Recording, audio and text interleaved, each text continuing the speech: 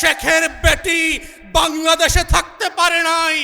স্কুলের নাম বদলাতে পারেন, কলেজের নাম বদলাতে পারেন, গ্রামের নাম বদলাতে পারেন, ইউনিয়নের নাম বদলাতে পারেন, ওসমান হাদির নাম বদলাতে পারবেন না। শেখের বেটি বাংলাদেশে থাকতে পারে নাই। স্কুলের নাম বদলাতে পারেন, কলেজের নাম বদলাতে পারেন, গ্রামের নাম বদলাতে পারেন, ইউনিয়নের নাম বদলাতে পারেন, ওসমান হাদির নাম বদলাতে পারবেন না। কোটি কোটি লক্ষ লক্ষ কোটি টাকা লুটপাটের বাজেট হয়। আমার 24-এর শহীদদেরকে নিয়ে যেই ফাউন্ডেশন কাজ করছে তারা 4 মাস ধরে বেতন পায় না। এটা লজ্জার বিষয়, লজ্জা হওয়া দরকার সরকারি দলের, যাদের রক্ত দিয়ে আপনারা ক্ষমতা এসছেন। আমরা সেই দিন বদলের রাজনীতি করতে চাই।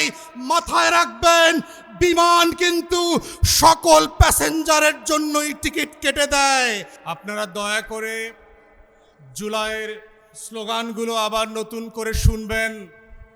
দেয়ালে দেয়ালে আমাদের শহীদেরা রক্ত দিয়ে যেই স্লোগানগুলো লিখে দিয়েছিল, যেই আগামী বাংলাদেশের বুনন তৈরি করেছিল, সেগুলো আবার নতুন করে বিমানে যেতে যেতে মোবাইলে শুনবেন এবং পড়বেন।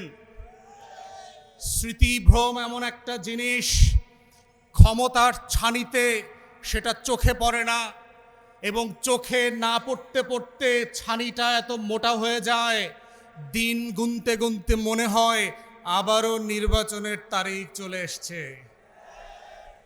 এবং সেই নির্বাচনের তারিখের সময় কি বিমান আসবে না নির্বাচনের দিন ঘোষণা হবে, সেটা নির্ভর করছে আপনি 24 জুলাইয়ের প্রত্যেকটা দিনের স্লোগানগুলো কতটুকু মনে রেখেছিলেন।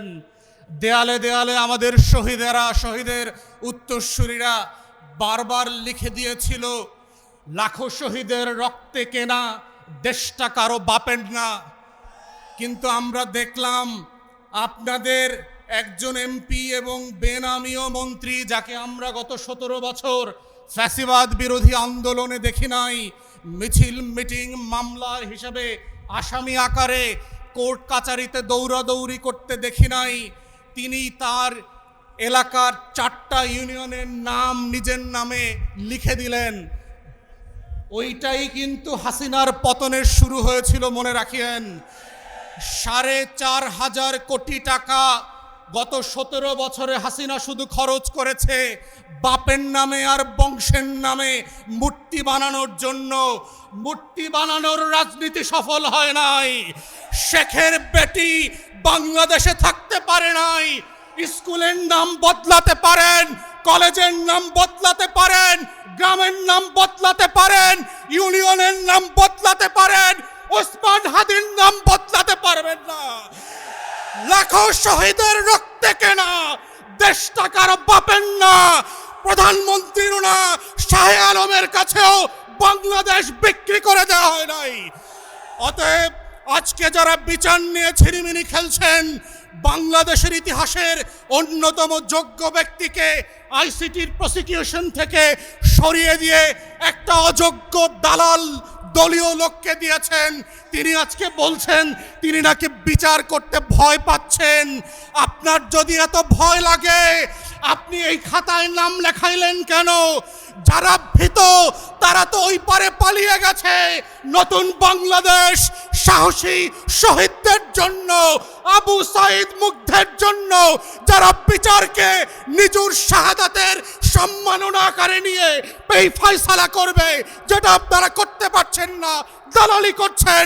তাই আজকে এই জায়গা থেকে মাননীয় বিরোধী দলের নেতা এবং সংসদ সদস্যদেরকে আমরা আহ্বান করছি, আপনারা সংসদে 4টা গণহত্যার জন্য স্বাধীন কমিশন করে আবার দাবি করবেন গুম খুনের বিচারের ওপেন পাবলিক হিয়ারিং হতে হবে।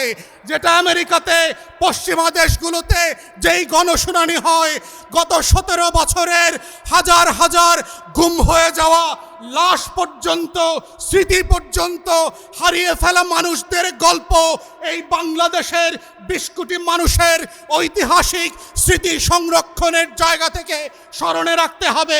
এই কমিশনগুলো বিটিভি এবং সংসদ থেকে লাইভ করতে হবে। জুলাই জাদুঘর অবিলম্বে ওপেন করে দিতে হবে জাতির কাছে। জুলাই শহীদ স্মৃতি ফাউন্ডেশন তার কর্মকর্তা কর্মচারীরা গত 4 মাস ধরে বেতন পায় না। মাননীয় বিরোধী দলীয় নেতা, বিরোধী দলীয় চিফ হুইপকে বলছি, বাজেট সেশনে অবশ্যই আপনাদেরকে এইটা সংসদে রাইজ করতে হবে। কোটি কোটি লক্ষ লক্ষ কোটি টাকা লুটপাটের বাজেট হয়। আমার 24-এর শহীদদেরকে নিয়ে যেই ফাউন্ডেশন কাজ করছে তারা 4 মাস ধরে বেতন পায় না। এটা লজ্জার বিষয়। লজ্জা হওয়া দরকার সরকারি দলের, যাদের রক্ত দিয়ে আপনারা ক্ষমতা এসছেন। আমরা সেই দিন বদলের রাজনীতি করতে চাই। মাথায় রাখবেন, বিমান কিন্তু সকল প্যাসেঞ্জারের জন্যই টিকিট কেটে দেয়। মনে রাখবেন, শুধু একটা ফ্লাইট চলে গেছে বলে নতুন কোনো ফ্লাইট হবে না, সেই দিন কিন্তু হবে না। আপনারা ভুল করবেন, আপনাদের জন্যও আবার বিমান রেডি করা হবে জনগণের টাকা এবং রক্তে। যদি সেই দিনটা না চান, বাংলাদেশে রক্তের শাহাদাতের উপরে দাঁড়িয়ে গণ অভ্যুত্থানের আমলনামার উপরে ভিত্তি করে বাংলাদেশ পরিচালনা করবেন, এই আহ্বান জানিয়ে আমার বক্তব্য এখানে শেষ করছি। আসসালামু আলাইকুম।